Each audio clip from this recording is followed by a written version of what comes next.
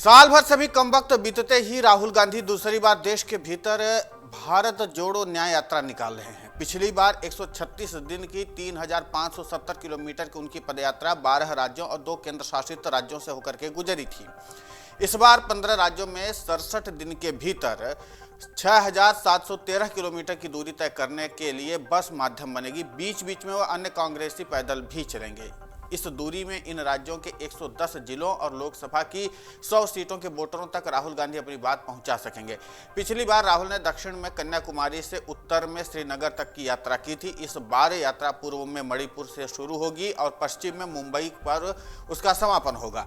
पिछली बार वे भारत जोड़ो यात्रा नाम लेकर के जनता के बीच पहुंचे थे। इस बार इसका नाम भारत जोड़ो न्याय यात्रा कर दिया है। पहले राहुल गांधी पदयात्रा पर क्यों निकले थे और थोड़े से अंतराल के बाद एक बार वे फिर से लंबी यात्रा के लिए क्यों मजबूर हुए हैं, इसके लिए उनके समर्थकों विपक्षों का दो किनारा होना स्वाभाविक बात है। राहुल और कांग्रेस ने न पहली बार यात्रा का मकसद राजनीतिक माना था और न ही 14 जनवरी से शुरू को भी इस यात्रा के दायरे में लाएंगे। विपक्षी खेमे की राय भी ठीक इसके उलट थी और रहेगी, लेकिन इन दोनों से अलग राजनीति में अलग दिलचस्पी रखने वालों के लिए इसमें कुछ भी अस्वाभाविक और अनुचित नहीं है। राहुल विपक्ष की जिम्मेदारी और अपनी पार्टी की जरूरत का निर्वाह कर रहे हैं। उन्हें या उनकी पार्टी को सरकार की ओर से जो भी अनुचित होता दिख रहा है उसके विरुद्ध वे जनता के बीच पहुंच करके लोगों को जागरूक करने की कोशिश कर रहे हैं।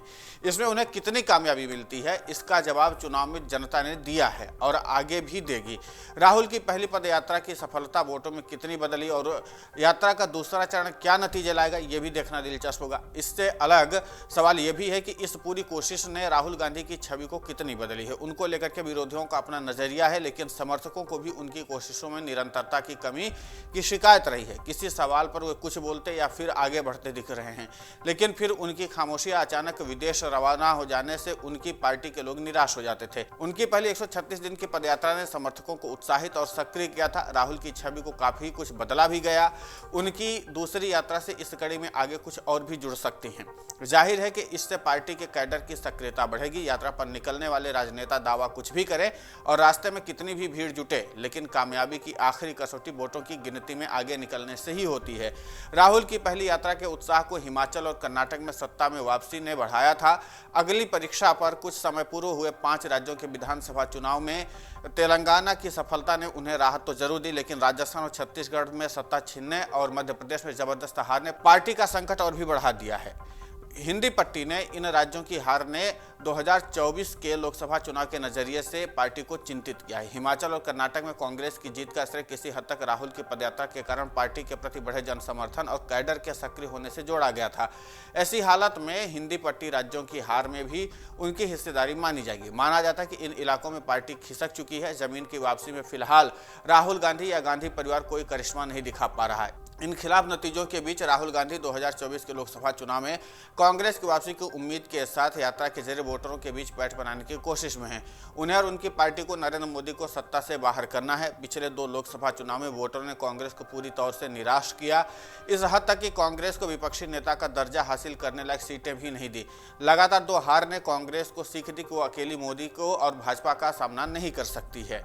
आगे का मुकाबला गैर भाजपाई दल साझा ताकत के ही भरोसे कर सकते हैं। पिछले कई महीनों से भाजपा के विरोध में एकजुट होने के लिए कांग्रेस और अन्य विपक्षी दल कोशिशों में लगे हुए हैं। मंच और मीटिंग में वे एक साथ नजर आते भी हैं, लेकिन चुनावी मैदान में भाजपा के मुकाबले विपक्ष के साझा उम्मीदवार तय करने में पार्टियों के बीच में सीट शेयरिंग का मुद्दा राज्य दर राज्य फंसता हुआ दिखाई दे रहा है। राहुल गांधी की दूसरी यात्रा पर निकलते समय विपक्षी गठबंधनों के दलों के बीच सीटों के सवाल पर पेंच फंसा हुआ है। पश्चिम बंगाल में ममता बनर्जी के 2 सीटों के प्रस्ताव पर अधीर रंजन चौधरी भड़के हुए हैं। उत्तर प्रदेश में कांग्रेस को बसपा का साथ जरूरी लगता है, तो सामने अखिलेश यादव लाल झंडी दिखा रहे हैं। बिहार में नीतीश कुमार को 70 से कम सीटें मंजूर नहीं है, तो दिल्ली और पंजाब में कांग्रेस और आप पार्टी के बीच मसला हल होता नहीं दिख रहा है। राजस्थान, मध्य प्रदेश और छत्तीसगढ़ में गठबंधन के सहयोगी हिस्सेदारी चाहते हैं, तो कांग्रेस वहां उनके लिए गुंजाइश नहीं निकाल पा रही। गठबंधन के सीटों के बंटवारे की बात तो दूर, काफी खींचतान के बाद नीतीश कुमार को संयोजक तय किया तो उन्होंने प्रस्ताव ठुकरा दिया। लोकसभा चुनाव की तारीखें नजदीक आ रही हैं और भाजपा अपने प्रचार अभियान में कहीं आगे निकल चुकी है। ऐसे में कांग्रेस और राहुल गांधी के विकल्प अब बेहद सीमित हैं। ऐसे में देखना दिलचस्प होगा कि राहुल गांधी की दूसरी यात्रा कितना ज्यादा मजबूती दे पाती है।